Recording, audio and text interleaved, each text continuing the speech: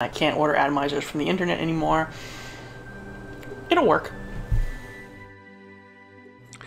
So to start off building an iAddy, I have two 3-inch bits of non-resisted wire, about 1.5 to 2 inches of the resisted wire, and 3 inches of wick. What we're going to start with is taking the resisted wire and the non-resisted wire and get about a 1/4 inch of them sticking out of your fingers there on the end. Make them even, push them up, and then we're going to twist them around each other just like a bread tie around, you know, the end of the bread plastic. So we're just going to twist tie those up all the way to the end of that 1/4 inch,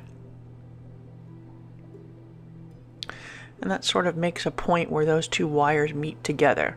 Now you can kind of pull them apart and have a little V, and the thinner resisted wire and the non-resisted wire.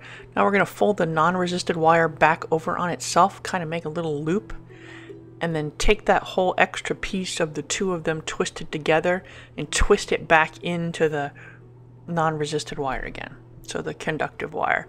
So basically you get a little loop handle that holds the resisted wire in the middle, like so. Now we're going to do the same thing to the other side. So again, about 1/4 inch of the resisted and the non-resisted wire, twist them together just like a bread tie, split them, and then wrap that non-resisted wire back onto itself. A little loop, twist it around, and what you end up with is sort of two looped handles of that non-resisted wire with the resisted wire in the middle, kind of like the original inhaler wires were, only you have to make them yourselves. Now we're going to take the wick and put a pin around in the middle to give me a little stability to wrap the wire around.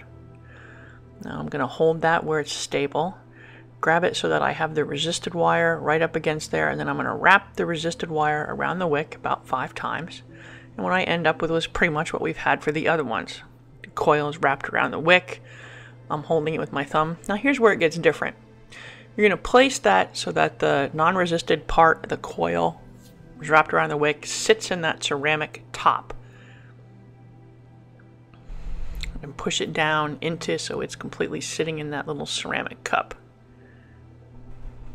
with the two ends of non-resisted wire sticking out.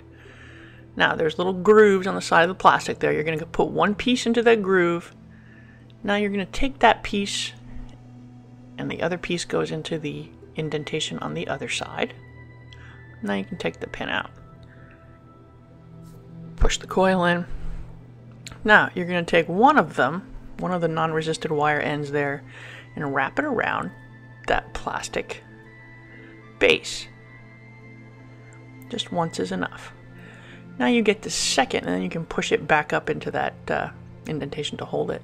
Now the metal on the bottom of that second piece is going to go up and make the connection to that wire, so you don't have to worry about, you know, wrapping it around tiny little screws. That whole conductive bit is kind of built into the mechanism of the iAddy itself. Now you do the same thing on the other side. I'm going to wrap that wick down through the 2 indentations then and wrap it around the base at the very bottom near the post. And hold that there. And then I'm going to get the base of the iAddy, and the metal at the base of the iAddy is going to screw onto that plastic piece and make the connection with the negative part of the wire. So without dealing with tiny little screws, we've made a connection, electrical connection, between the two sides of that wire to the outside and to the post. Trim things up, put it on the Darwin 2.1, and it's firing. Now you take the wick and you put the wick into those little grooves and then kind of trim the wick so it doesn't go beyond the bottom screws on the base there. Kind of make sure they're in those little grooves. Then you take the cone, twist the cone onto the end there, and then back it off about 1 millimeter just so there's space on the bottom for that wicking material to grab the liquid and pull it into the coil. And then the air will flow through the top of that cone up to the mouthpiece, and the liquid will sit all around it.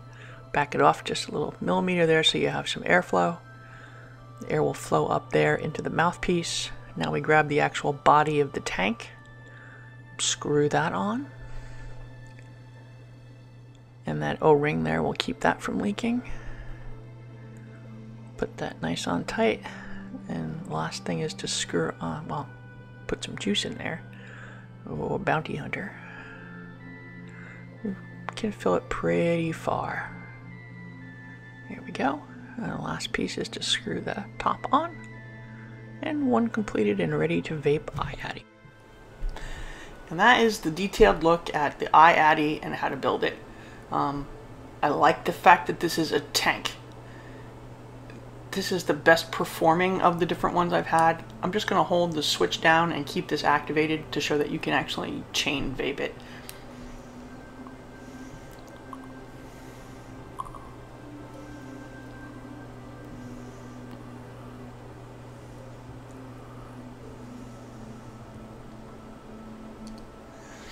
And it wicks through all of that without fail.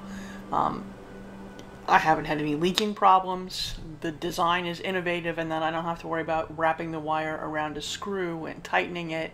It's built into the actual design of how the Addy goes together itself. Just wrapping it around those posts is much easier.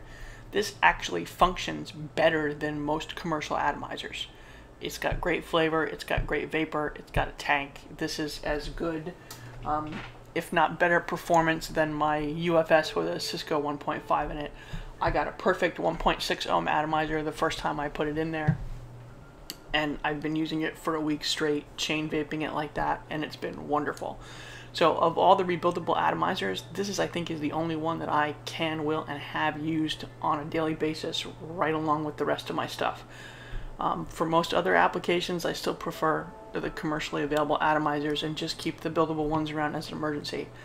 I think Imio hit it out of the park with this one, in that it actually something you want to vape, not just keep around for emergencies.